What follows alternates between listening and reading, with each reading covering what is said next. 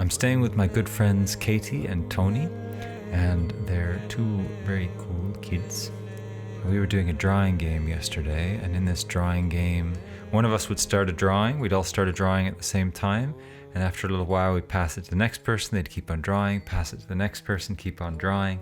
And when it comes back to the first person who started that particular drawing, they do a little more drawing, and then they show it to everybody else, and they tell the story of this drawing. So I'm going to retell the stories of these three drawings that we made.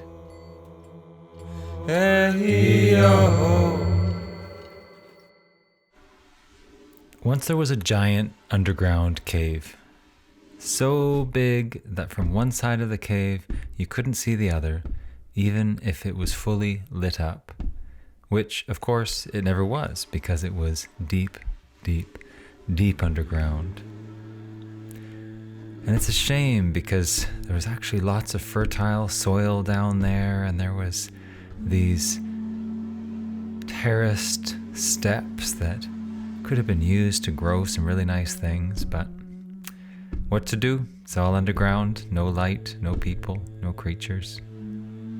Until one day, the sun was shining bright in the sky and was reflected in a still lake, in a peaceful still lake, and this reflection in the lake was bluish like the water, and as the sun watched, this reflection moved independently of the sun and slipped away down into the lake, down deeper and deeper, below, from whence that lake came, and further still, until that blue, watery sun emerged downward into that massive cave.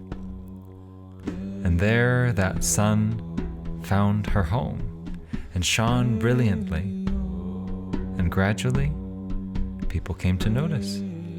They came and they grew some trees on those terraces and put up little flags, statues, ceremonial objects, windmills, or you could call them sunmills. And they did all kinds of things down there. And that's how this underground, thriving, terraced village came to be.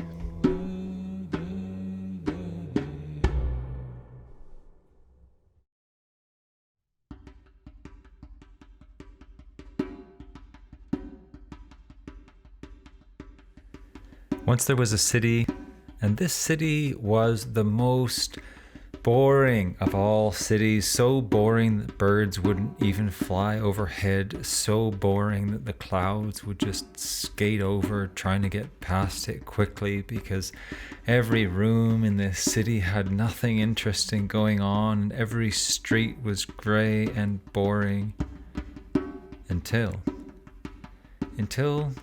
in one of the windows in one of these boring skyscrapers, something moved. Something shifted. Something looked around. Something looked annoyed and looked over at the window next to it, and that window looked surprised, and that window looked downward at the window below, and that window looked shocked, and looking at the window beside that one, and then that window looked happy, and that window looked awestruck, and that window looked to be in some kind of religious awe, and that window looked sleepy, and on and on and on, until one by one every window in the city alit with life and emotion, and the cafes cracked open from nowhere, and people flooded the streets.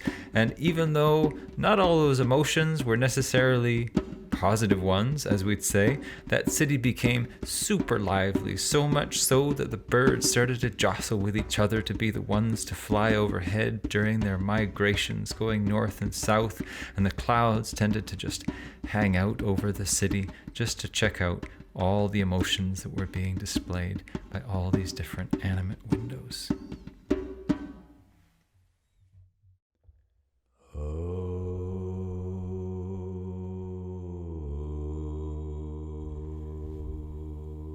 once there were some beautiful mountains, a great range of deliciously kind and gregarious mountains.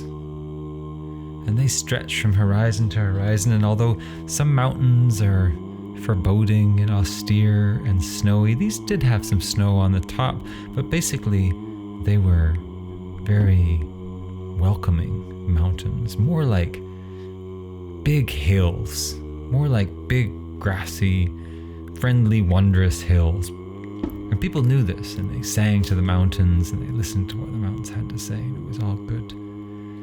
Until people stopped listening.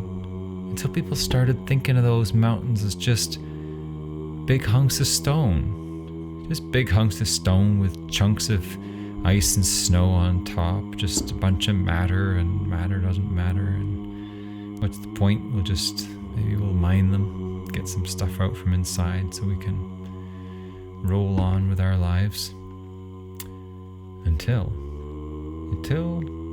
one woman, she came there and she sat by a stream that was flowing from the mountains. She listened to the stream, and she didn't just hear a bunch of water moving. She heard songs. She heard liquid singing with stones, stones singing with fish, and fish swimming with air rippling over top of the water. And she heard all these voices singing with each other, and she sang too.